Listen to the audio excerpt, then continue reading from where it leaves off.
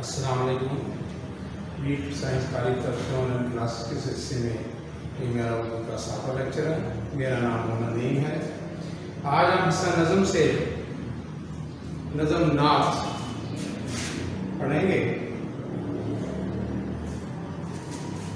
نعت آپ کو پتہ ہے شاعری ایسی صنف کو کہا جاتا ہے نبی افسروں کی شان بیان کی جاتی ہے. شاعر ہیں ماہر قادری.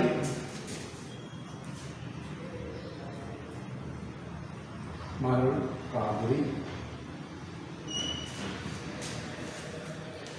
سب سے پہلے آپ کو پتہ ہے کہ ہم مصنف کا یا شاعر کا تعارف بیان کیا جاتا ہے. آپ 1906 میں حیدرآباد دکن میں پیدا ہوئے.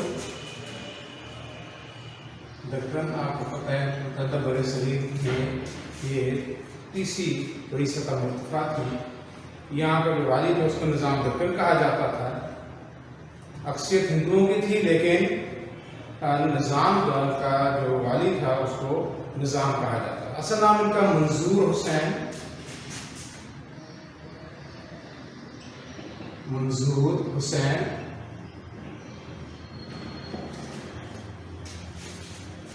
قیام پاک ہمارے کراچی میں چلے. مذہبی مزاج کے حامل تھے. سلسلہ قادریہ سے ان کا تعلق تھا, نسبت تھی.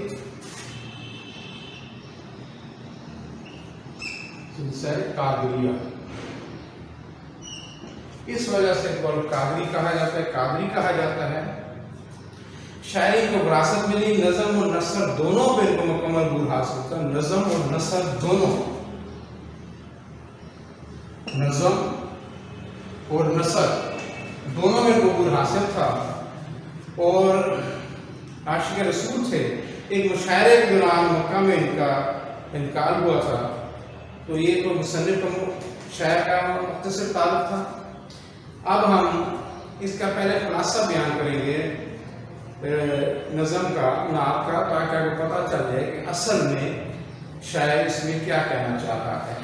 وہ کہتا ہے کہ آپ صلی اللہ علیہ وسلم کی وجہ سے ہی ساری کائنات کو تخلیق کیا گیا. آپ بھی جو پیروی کریں گے اصل آپ صلی اللہ علیہ وسلم کی پیروی اللہ کی پیروی ہے. آپ کا کردار اعلیٰ اخلاق تھا اور قرآن میں جو کچھ تھا وہ آپ کے اخلاق تھا. ٹھیک ہے. آپ کا نام اتنا عظمت والا ہے. اذان و تکبیر میں یہ نام شامل ہے اور رہتی دنیا تک یہ نام دنیا میں گونجتا رہے گا. آپ دردمندی کے جذبے سے سرشار تھے. غریبوں, مسکینوں, فقر و فاقہ سے مجبور لوگوں کی آپ تصویری کیا کرتے تھے. اور آخر میں یہ شاعر یہ بیان کرے گا کہ آپ صلی اللہ علیہ وسلم روز محشر گنہگاروں کے لیے شفقت کا باعث ہوں گے. اب مرکزی خیال اس کا کیا ہے؟ مرکزی خیال 2 سے 3 لائنوں کے درمیان ہوتا ہے. آپ اسے کو ذہن میں رکھنا ہے. مرکزی خیال میں شاعر یہ بیان کرنا چاہ رہا ہے کہ آپ صلی اللہ علیہ وسلم ہی کی وجہ کائنات تخلیق کی گئی. آپ کا اخلاق دیکھنا ہے تو قرآن دیکھ لیں. آپ نے انسان کو تہذیب و تمدن سے روشناس کرایا. آپ بنی انسان کے شفیق اور مہربان ہیں. اب ہم آتے ہیں پہلے شعر کی طرف. تو مقصد تخلیق تو حاصل ایمان جو اس سے گریزاں و خدا سے گریزاں. تخلیق پہلے لوگ تخلیق پیدا کرنا, حاصل ثمر نچوڑ. آخر میں ثمر نچوڑ کہتے ہیں کسی بھی بحث کا آخری نتیجہ. گریزاں دور رہنا, بھاگنا. تو اس میں مفہوم یہ ہے کہ آپ کا مقصد, آپ کو دنیا میں بھیجنے کا مقصد بنی انسان کی بھلائی تھا. اور آپ ہی کی تخلیق, کائنات کی تخلیق ہی آپ کے نام پر کی گئی ہے اور آپ ہی کی وجہ سے کائنات کو تخلیق کیا گیا. اس شعر کا جو مرکزی خیال وہ اطاعت رسول ہے. پہلا جو شعر ہے اس کا مرکزی خیال کیا ہے؟ اطاعت رسول. یہ آپ نے ذہن میں رکھنا ہے تاکہ آپ کی تشریح اسی ایک معنی کے گرد گھومے کہ آپ کی اللہ کی خوشنودی آپ کی پیروی میں ہے. آپ صلی اللہ علیہ وسلم کا تعلق براہ راست اللہ تعالیٰ کے پیغام سے ہے. حضرت جبریل علیہ السلام کے ذریعے جو پیغام آپ کو بھیجا گیا وہ قرآن و حدیث کی صورت میں موجود ہے. ترجمہ قرآن میں آتا ہے جس نے رسول صلی اللہ علیہ وسلم کے اطاعت کی تحقیق اس سے اللہ کی اطاعت کی. رسول اپنے سے کچھ نہیں کہتا، جو کچھ کہتا ہے وہ اللہ تعالیٰ کی طرح کام کے مطابق کہتا ہے. ٹھیک ہے نا جی. تو اس میں آپ ایک شعر کا اضافہ کریں. محمد صلی اللہ علیہ وسلم کی محبت دین حق کی شرط اول ہے. محمد صلی اللہ علیہ وسلم کی محبت دین حق کی شرط اول ہے. اسی میں ہو اگر خامی تو ایمان نامکمل ہے. اسی میں ہو اگر خامی تو ایمان نامکمل ہے. پہلے شعر کی تشریح ہوگی، اب ہم دوسری شعر کی تشریح کی طرف آتے ہیں. کردار کا لحاظ صداقت کی صداقت، اخلاق کا یہ رنگ قرآن ہی قرآن. کردار عمل، جو شخص کوئی عمل کرتا ہے اس کے کردار کی کاشت کرتا ہے. صداقت سچائی، اخلاق خلق کی جمع اچھی عادتیں. آپ کا کردار بے مثال عظیم ہے جبکہ آپ کا اخلاق عین قرآن ہے. اس میں دوسرے شعر میں آپ کے اخلاق کی بات کی گئی ہے. اخلاق اور کا کیا تھا؟ قرآن. آپ کا اخلاق بالکل قرآن کی طرح تھا. قرآن اس طرح جو کچھ قرآن میں بیان کیا گیا ہے وہی آپ کی شخصیت اور کردار کا حصہ تھا. ٹھیک ہے نا. آپ حضرت عائشہ صدیقہ رضی اللہ تعالیٰ عنہ سے پوچھا گیا آپ کے اخلاق کے متعلق، آپ نے کہا آپ نے قرآن نہیں پڑھا. صحابہ کو کہا جو کچھ قرآن میں ہے وہی آپ کا اخلاق ہے. جو قرآن میں منع کیا گیا اس سے منع ہو جائے مومن، کیونکہ ہمارے ساتھ نبی صلی اللہ علیہ وسلم کی شخصیت سراپا ہے، مجسمہ ہے، عمل ہے. اور جو کچھ ان کا عمل ہے وہی دین کا حصہ ہے، دین سے باہر کچھ نہیں. آپ دوسرے شعر کی تشریح لکھیں. جس نے تہذیب و تمدن کو مؤدب کر دیا، وحشیوں صحرا نشینوں کو مہذب کر دیا. یہ اضافی شعر ضرور لکھنا ہوتا ہے. تہذیب و تمدن کو کیا کیا؟ مؤدب کر دیا. وحشیوں صحرا نشینوں کو مہذب کر دیا. ایک چھوٹی چھوٹی بات پر لڑائی جھگڑا، کبھی پانی پینے پلانے پر جھگڑا، کبھی گھوڑا آگے بڑھانے پر جھگڑا، چھوٹی چھوٹی بات پر لڑائی جھگڑا ہوتا تھا. تو آپ کے آگے بھائی چارے کی ایسی فضا قائم کی جس سے پہلے کبھی دیکھنے میں نہیں آئی. ٹھیک ہے نا جی. تو دوسری شعر کا مرکزی خیال شاید ذہن میں کیا کہ آپ کا اخلاق عین قرآن تھا اور تم میں سے بہترین وہ ہیں جو اخلاق میں اچھی ہیں. ٹھیک ہے نا. مومن کی زبان اچھا بولنا صدقہ ہے. تو ہمیں سکھایا گیا، ہماری تعلیم کا حصہ ہے کہ اچھے اخلاق ہی ہمارے دین کا بنیادی جز ہے. شعر نمبر 3. کیا نام ہے شامل ہے جو تکبیر و اذان میں اسلام کی عظمت کے ہیں قربان دل و جان. تکبیر کہتے ہیں اللہ اکبر کہنا، اللہ سب سے بڑا ہے. عظمت اور بڑائی، اس شعر کے مرکزی خیال جو آپ نے کیا کہ آپ صلی اللہ علیہ وسلم کی عظمت بیان کی گئی ہے. اس کے اندر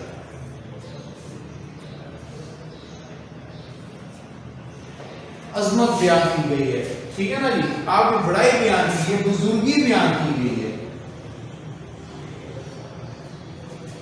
کہ آپ اتنی عظمت ہے کہ جہاں پر اللہ کا نام آتا ہے ساتھ ہی آپ کا نام آ جاتا ہے. اللہ اکبر اللہ اکبر، اشہد ان لا الہ الا اللہ، اشہد ان محمد رسول اللہ، کہ اللہ کے رسول محمد صلی اللہ علیہ وسلم کہ یہ اذان اس وقت تک مکمل نہیں ہو سکتی، ہماری تکبیر اس وقت تک مکمل نہیں ہو سکتی جب تک نبی پاک صلی اللہ علیہ وسلم کا ذکر نہ ہو، ان کا نام نہ لیا جائے.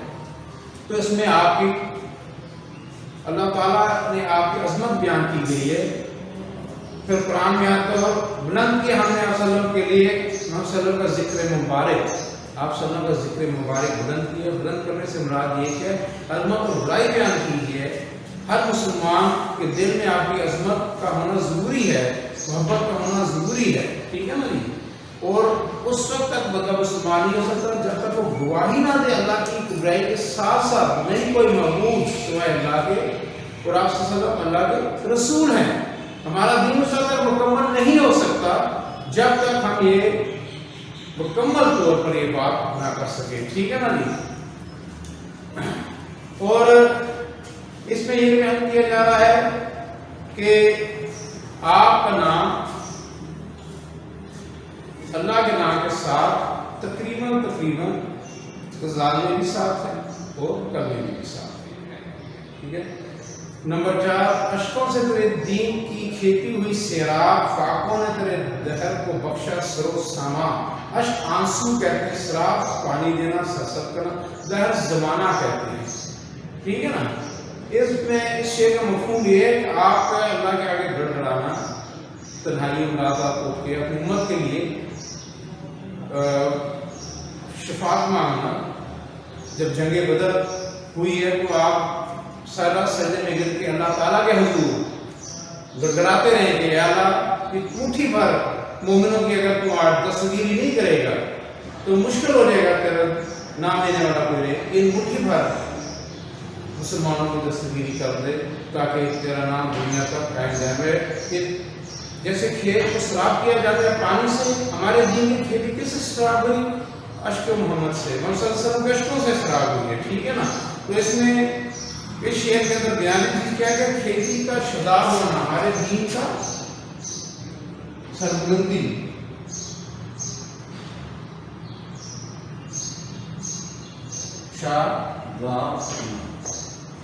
اس سے مراد کھیتی سے مراد دین ہے. دین جو ہمارے پاس اس قابل پہنچا ہے، ہمیں بنا بنایا جو دین ملا ہے، مشقتیں اٹھانی پڑی. اس کے پیچھے آپ صلی اللہ علیہ وسلم کا گڑگڑانا تھا امت مسلمہ کی بھلائی کے لیے. اللہ تعالیٰ کی التجا کرنی تھی. اور قرآن میں آتا ہے اے نبی اگر یہ لوگ ایمان نہیں لاتے تو کیا آپ اپنے آپ کو ہلاک کر دیں گے. اس حد تک آپ گڑگڑاتے تھے کہ اللہ تعالیٰ کو یہ وحی نازل کرنا پڑی کہ آپ اپنے آپ کو کیا ہلکان کر دیں گے، ہلاک کر دیں گے اگر یہ لوگ ایمان نہیں لائیں گے. ٹھیک ہے. آپ کا کام ہے پیغام پہنچانا. اللہ تعالیٰ کی مرضی ہے، اللہ تعالیٰ کی حکمت دنائی ہے کہ کس کو اللہ تعالیٰ دین کے دولت سے مالا مال کرتا ہے. ٹھیک ہے نا. پھر جب جنگ خندق تھی، جنگ احزاب تھی، آپ نے اپنے ہاتھوں سے خندق کھودی. دین کے مدینے کی حفاظت کے لیے مٹھی بھر مسلمان تھے، لشکر پورا آیا تھا. جنگ خندق جنگ احزاب بھی کہتے ہیں، یعنی پورا عرب جتھے کی صورت میں آ گیا تھا. اور آپ نے خندق کو خود اپنے ہاتھوں سے قحط کی صورت پیدا ہوئی تھی. یہاں پر آپ شعر دیکھ سکتے ہیں، اسلام نرم ہاتھوں کو جو خندق بناتے تھے، اسلام ان پر جو امت کے لیے فاقے اٹھاتے تھے، فاقے اٹھا کے صحابی ہے اس نے کہا دیکھیں آپ میرے پیٹ میں پتھر بندھا ہوا ہے، فاقے کی وجہ سے آپ نے اپنے طویل مبارک اٹھائے تو آپ کے پیٹ میں 2 پتھر بندھے ہوئے تھے. آپ نے کہا دیکھیں یہ امت کے لیے آپ نے یہ سب کچھ کیا. شعر نمبر 5، انسان کو شائستہ خوددار بنایا، تہذیب و تمدن تیرے شرمندہ و احسان. شائستہ بنانا مہذب، خوددار غیرت مند، تہذیب و تمدن رہن سہن کے آداب. تو اس میں شعر نمبر 5 میں جو سی ہے وہ چیز بیان کی گئی ہے، وہ خودداری بیان کی گئی ہے، غیرت مندی بیان کی گئی ہے. غیرت مند، خودداری. ایک مسلمان خوددار ہوتا ہے اور وہ کسی کے آگے سوائے اللہ کے سوا کسی کے آگے جھکتا نہیں. اور یہ آپ سب کی تعلیمات تھیں جس کی وجہ سے انسان کے اندر یہ اسلام کی تعلیمات سے انسان میں خودداری پیدا کرتا ہے. جب انسان صرف ایک ہستی کے آگے جھکنا سیکھتا ہے تو اس کے اندر خود بخود یہ چیز پیدا ہو جاتی ہے. آپ یہ شعر لکھیں، چمکا ہے کہ ذات انسان کا مقدر تو خواب میں کنین کا رخشندہ نگی ہے. اچھا یہ باقی شعر ہے، شعر نمبر 6، اور اس میں شاعر اپنا تخلص سے بیان کرتا ہے. رحمت کا یہ عالم ہے، مربت کا یہ انداز، ماہر سب گناہگار ہے وہ بستہ و داما. ماہر یہاں پر لفظ ماہر سے لکھا ہے، ماہر قادری. یہ تخلص ہوتا ہے. اور اس میں یہ آخر میں آپ صلی اللہ علیہ وسلم کی کبریائی بیان کرتے ہوئے کہتا ہے کہ میں انتہائی گناہگار آدمی ہوں اور میری گناہگاری کا یہ عالم ہے کہ میں جب اپنے گناہوں پر نظر ڈالتا ہوں تو میں مایوس ہو جاتا ہوں. پر مجھے آپ صلی اللہ علیہ وسلم کا یہ امید ہے کہ میں آپ کا دامن پکڑ لوں گا. وہ بستہ دامن ہونا یعنی امید رکھنا، دامن پکڑ لینا تو تاکہ روز قیامت آپ صدم کی وجہ سے مجھ جیسا گنہگار بھی اللہ تعالیٰ بخش دیں گے، معاف کر دیں گے آپ سب کی سفارش کی وجہ سے، ٹھیک ہے نا. آپ اس میں شعر لکھ لیں، وہ نبیوں میں رحمت لقب پانے والا، مراد غریبوں کی بر لانے والا. یا اکثر طالب میں غلطی کرتے بر کی بجائے بھر لکھ دیتے، یہ بھر نہیں ہے، بر ہے، مراد غریبوں کی بر لانے والا، ٹھیک ہے نا. کہ غریبوں سے مراد ہر لحاظ سے جو غریب ہے، مسکین ہے، جو شفاعت کا طلبگار ہے، اس کو کہا گیا ہے، غریب کہا گیا. لیکن طالب علموں، طالب ساتھیوں، یہ آپ کا نظم سے ہم نے نعت پڑھی، دوسری نظم تھی جو نعت کی صورت میں آپ تک پہنچی ہے. انشاءاللہ یہ لیکچر ختم ہو، انشاءاللہ اگلے لیکچر کے ساتھ میں پھر حاضر ہوں گا. اس وقت تک کے لیے اجازت دیجیے. خدا حافظ.